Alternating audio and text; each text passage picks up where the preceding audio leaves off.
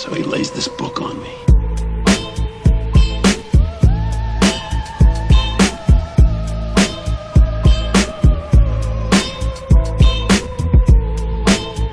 What is it, Paul? Looks like an airplane. Well, wait. That ain't no airplane. Look.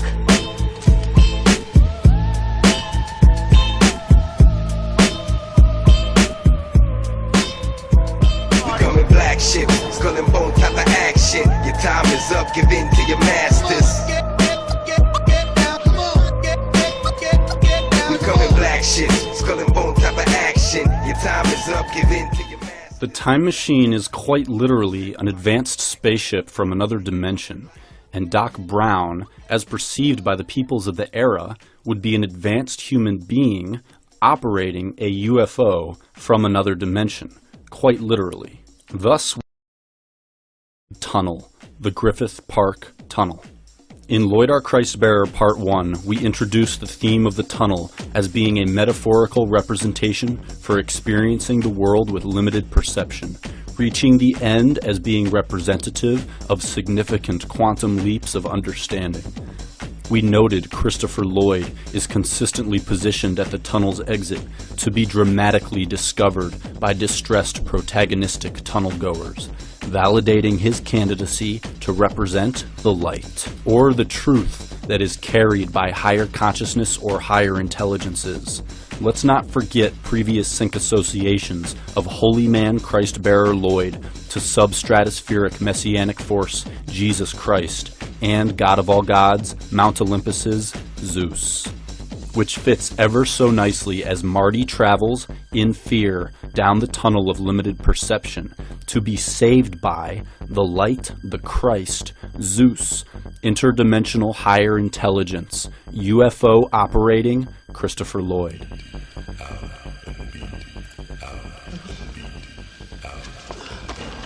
Steal my stuff. Keep in mind that Marty's whole purpose for being in the tunnel in the first place is to reclaim the Gray's alien manuscript from Biff. He has lost his connection to the alien high intelligences, and once he firmly reestablishes his connection with the Greys by reclaiming the manuscript, a UFO appears at the end of the tunnel and abducts him, ever so appropriately reinforcing the sync link between interdimensional pineal gland-induced travel and contact with higher consciousness representing extraterrestrials.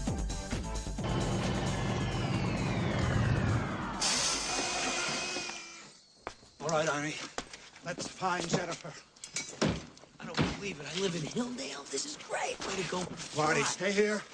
Change clothes. If I need you, I'll holler. Oh, come on, Doc. I want to check out my house. We can't risk you running into your older self. Come on, Arnie. Let's go.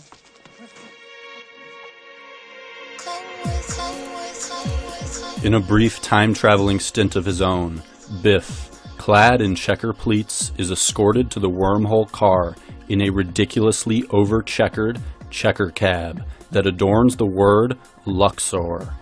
A quick Google image search reveals a puzzling and unmistakably obvious association of the word Luxor with celestial contact-evoking Stargate monuments originating in ancient Egypt, and being intimately connected to Eye of Horus powers also associated to Marty and stargating. The Eye of Horus delivers Marty the essential ingredients for opening a stargate, while this night sky illuminating Egyptian pyramid escorts Biff towards the same stargating fate. Be careful, old timer. There's a rough neighborhood. Right here. Biff's only encounter with time travel is not just accompanied by the Stargate Pyramid, but also happens to come immediately after he finds the gray alien representing Sports Almanac.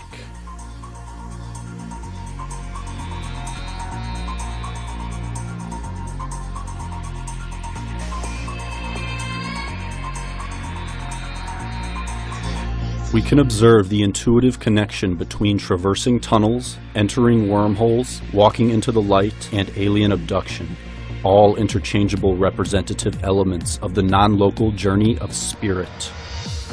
and all experienced by Marty, culminating at a particular tunnel of great interest. Most curious indeed is the Griffith Park Tunnel, and Christopher Lloyd's affinity for loitering near its exit. He does not merely star in movies featuring this tunnel, nor does he even merely interact with the tunnel. He always plays out the same story of being found directly at the tunnel's exit. In one instance by a man chasing after a white rabbit accompanied by the Scarlet Woman, operating a checker cab down the rabbit hole towards salvation. The very same rabbit hole traversed by Marty while pursuing the Alien Contact Almanac, which he happened to first discover on display here, adjacent to stargating paraphernalia. The same white rabbit being pursued by our other Christopher Lloyd discovering Griffith Park Tunnel adventurer. Marty is being told to pick up the book and follow the white rabbit. Strange how we have Marty standing before two items that have both been used to lead to Christ at the end of the Griffith Park Tunnel. Marty, whose first supernatural contact episode was with the Eye of Horus, is now saved by Christopher Lloyd below a spirit of Horus representing Egyptian obelisk, which is the cornerstone to the landscape design of the Griffith Observatory, which rests directly on top of the Griffith Park Tunnel.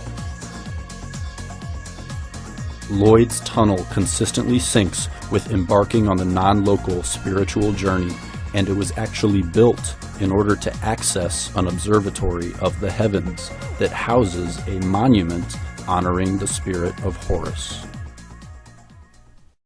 The Spirit of Horus tunnel is also featured momentarily in The Adventures of Buckaroo Banzai Across the Eighth Dimension.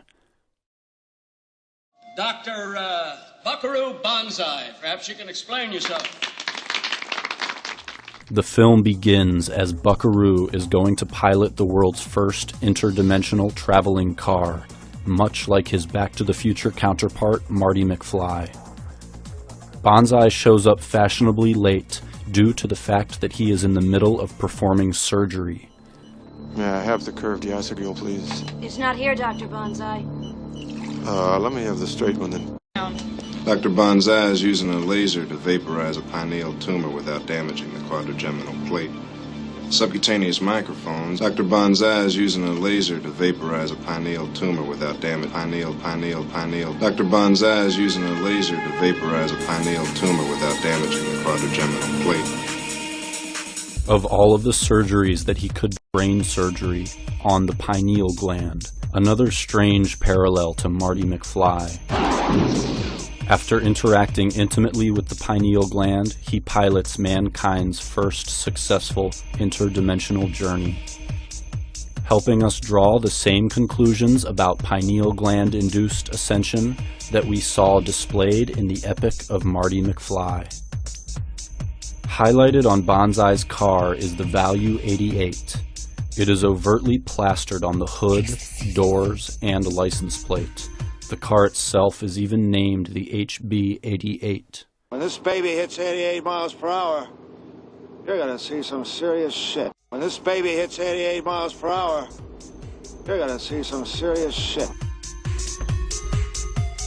With many questions to be answered, we jump to a scene where Banzai begins pursuing this white van that features a haloed mountain or Stargate type logo. And he ends up chasing the van through the Spirit of Horus tunnel, the very same tunnel that Marty chased the Gray's Alien Almanac through. Inside the van is one of the parts that allows his car to function properly and travel hyperdimensionally. Without it, he cannot open wormholes.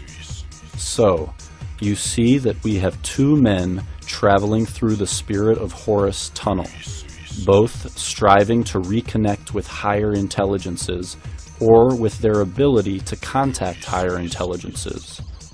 Marty must reclaim the Gray Alien Sports Almanac so that the alien UFO, operated by Christ Lloyd, will connect with him, while Banzai must get his hyperdimensional car part from the van with the Stargate logo.